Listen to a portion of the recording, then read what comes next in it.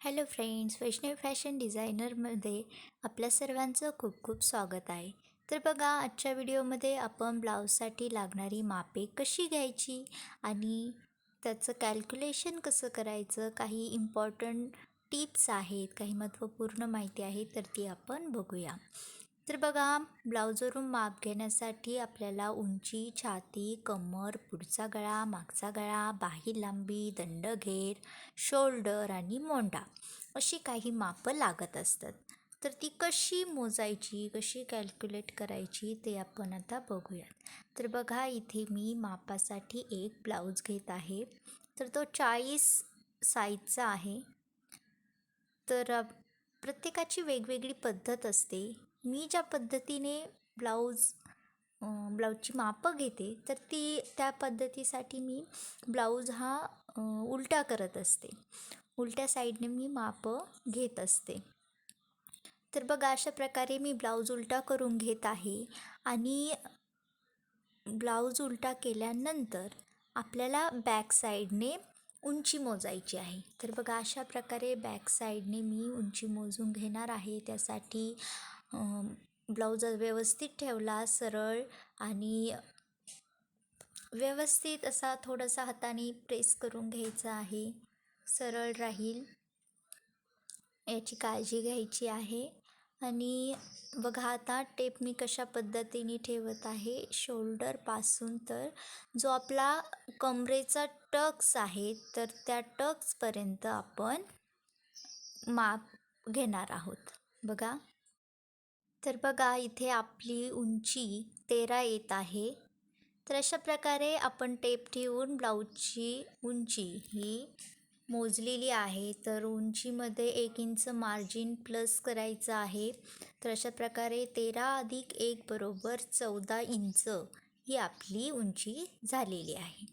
तर त्यानंतर बघा, आपण लगेचच मागच्या बाजूचं म्हणजे मागचा जो गळा आहे, त्या गळ्याचं मापही लगेच मोजून घेणार आहोत. तर बघा, परत शोल्डर पट्टीच्या तिथे टेप ठेवून आपण अशा प्रकारे टेप ठेवला आणि मागच्या गळ्याचं मापही मोजून घेतलं आहे. तर ते 8.5 इंच इतकं भरत आहे. तर बघा, आपण ते लगेच नोट डाऊन करायचं आहे. 8.5 इंच मागचा गळा प्लस अर्धा इंच मार्जिन घ्यायचं आहे. तर अशा प्रकारे 9 इंच आपलं हे मागचा गळा येत आहे. त्यानंतर आता आपण पुढचं माप जे घेणार आहोत ते म्हणजे छातीचं. आता आपल्याला छातीचा चौथा भाग इथे घ्यायचा असतो आणि छातीचा चौथा भाग मोजण्यासाठी बघा, मोंढ्यापासून ते हुकपट्टीपर्यंत आपल्याला जे माप आहे येणार आहे ते मोजून घ्यायचं आहे. तर बघा, मोंढ्यापासूनची जी पहिली टीप असते, तर त्या टीपपासून तर हुक पट्टीपर्यंत किती माप येतं ते आपण आता मोजून घेऊ. तर बघा, इथे माझं जे माप येत आहे तर ते 10 येत आहे. तर मी सांगितलं की 40 साईजचा हा ब्लाऊज आहे, त्यामुळे 40चा चौथा भाग हा 10 येतो. तर एक साईड 10 म्हणजेच छातीचं चौथा भाग हा 10 आहे आणि 40 भागिले 4 बरोबर किती आलं?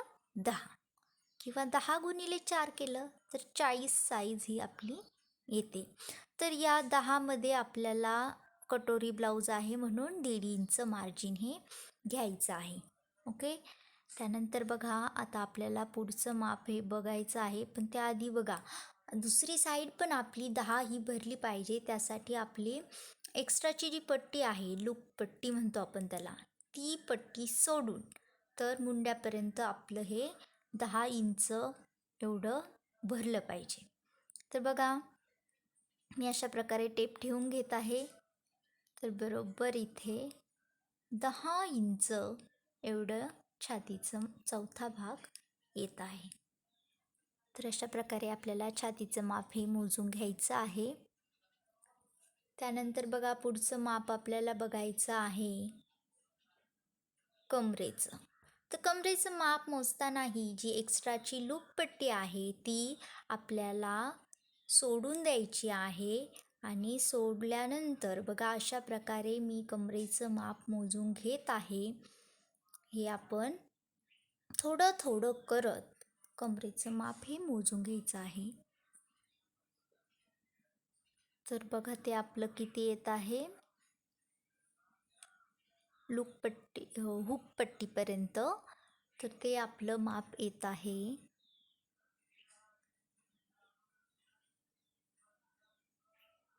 34. बघा इथे 34 इंच आपलं एवढं कमरेचं माप येत आहे. तर मी सरळ साईडने हे मोजून घेतलेलं आहे 34 इंच. आता याचा आपल्याला चौथा भाग हा फिटिंगसाठी पाहिजे असतो. तर 34/4 बरोबर किती येतं, 8.5 येतं. तर बघा जर कुणाला कॅल्क्युलेशन जमत नसेल तर सरळ सरळ टेप फोल्ड करून आपल्याला कॅल्क्युलेशन करून घ्यायचं आहे. मोबाईलवरही करता येतं, पण टेपनी कसं करायचं ते मी तुम्हाला एकदा दाखवते. टेप फोल्ड केला की सोपं आहे ते. बघा आता आपल्या इथं कमर 34 आहे, मग 34चं निम्म, मग टेप एकदा 34पर्यंत घेऊन फोल्ड करायचा. असा फोल्ड केल्यानंतर 34चे निम्मे म्हणजे 17 इथे आलं पाहिजे. बघा आपलं इथे का फोल्ड केल्यानंतर 17 बरोबर आलंय.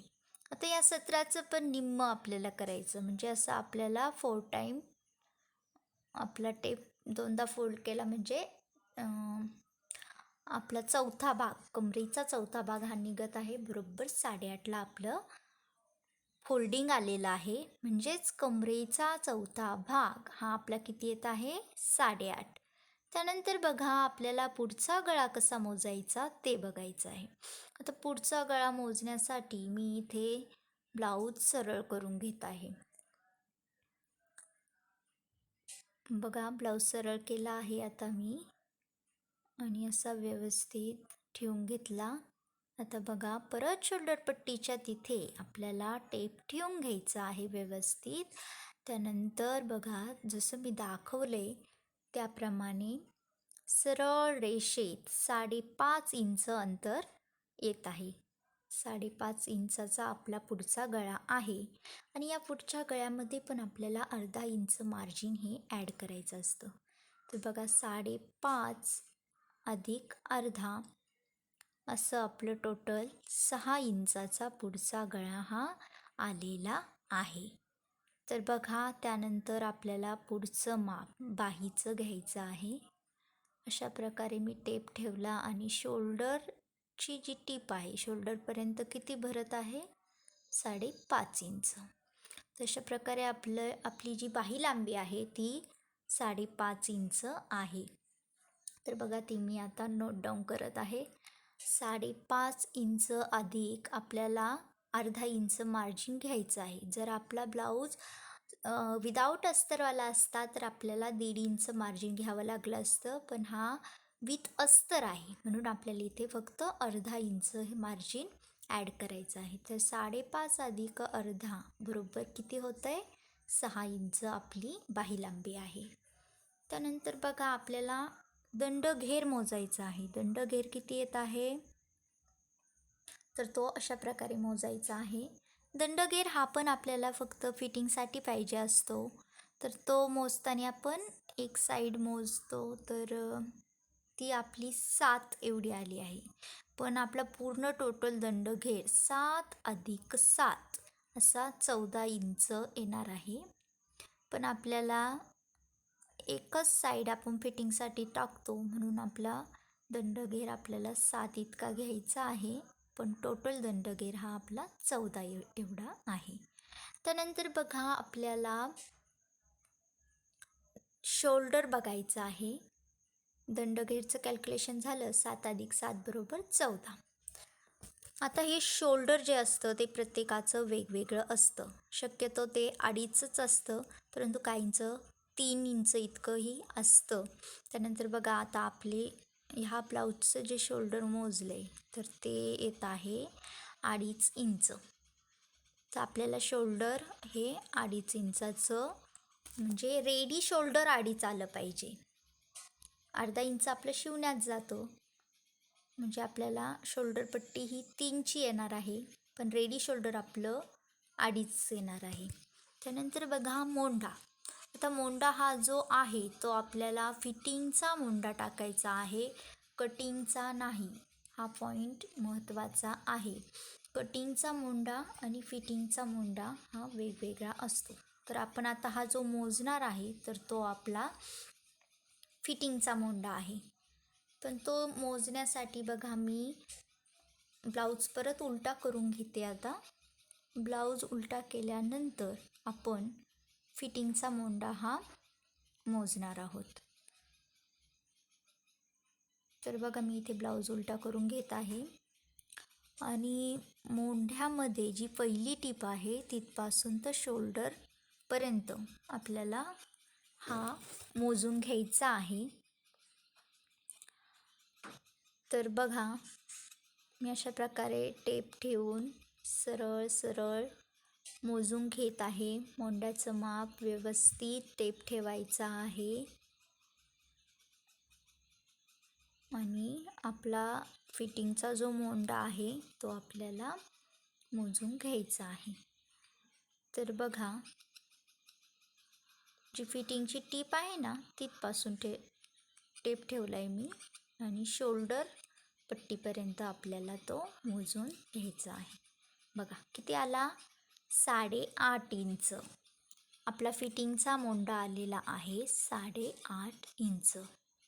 तर बघा तो आपण लगेच नोट डाऊन करून घ्यायचा आहे. 8.5 इंच आणि पुढे लिहायचं आहे फिटिंग, कारण हा आपल्याला फिटिंगसाठी पाहिजे आहे. त्यानंतर बघा आता आपण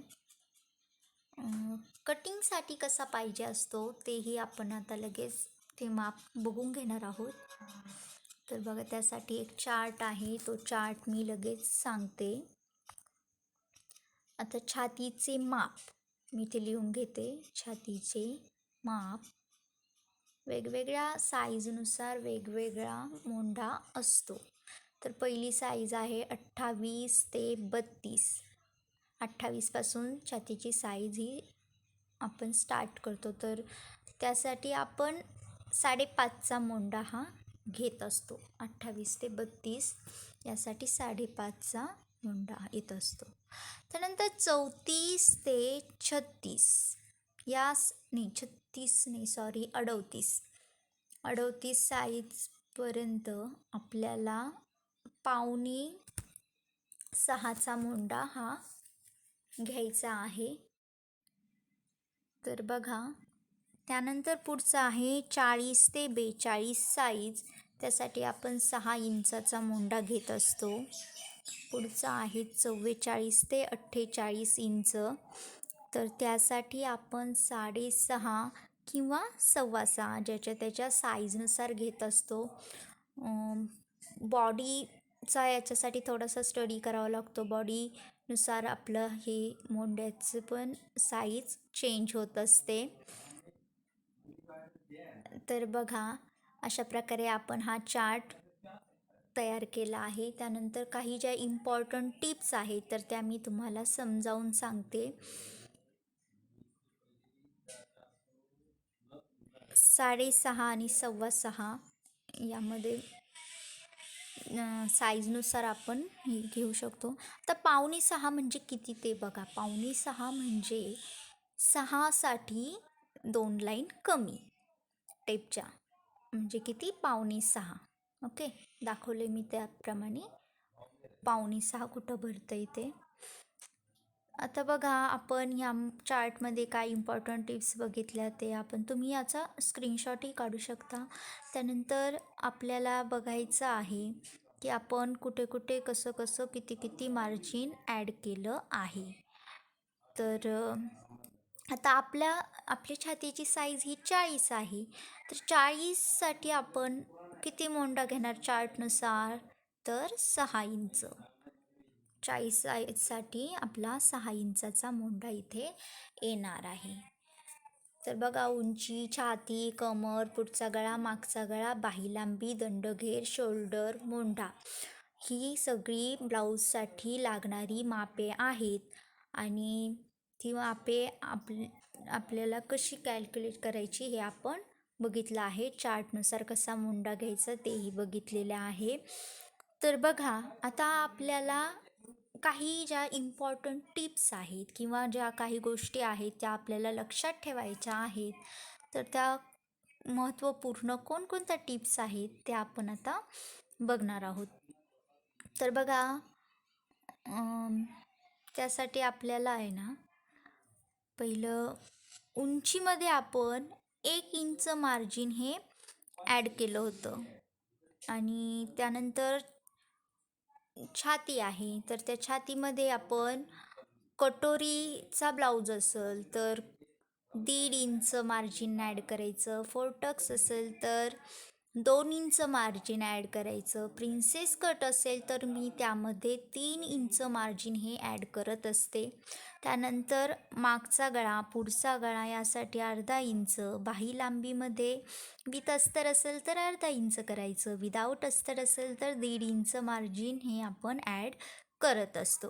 तर बघा, अशा प्रकारे आपण हा चार्ट आणि इम्पॉर्टंट टिप्स, मापं कशी घ्यायची ब्लाऊजवरून, हे मी माझ्या पद्धतीने सांगितलं आहे. तर तुम्हाला व्हिडिओ आवडला असेल तर लाईक करा, कमेंट करा, सबस्क्राईब करा आणि आजचा व्हिडिओ कसा वाटला तेही मला कळवा. तर परत भेटूया पुन्हा अशा नवीन छान व्हिडिओमध्ये. तोपर्यंत नमस्कार.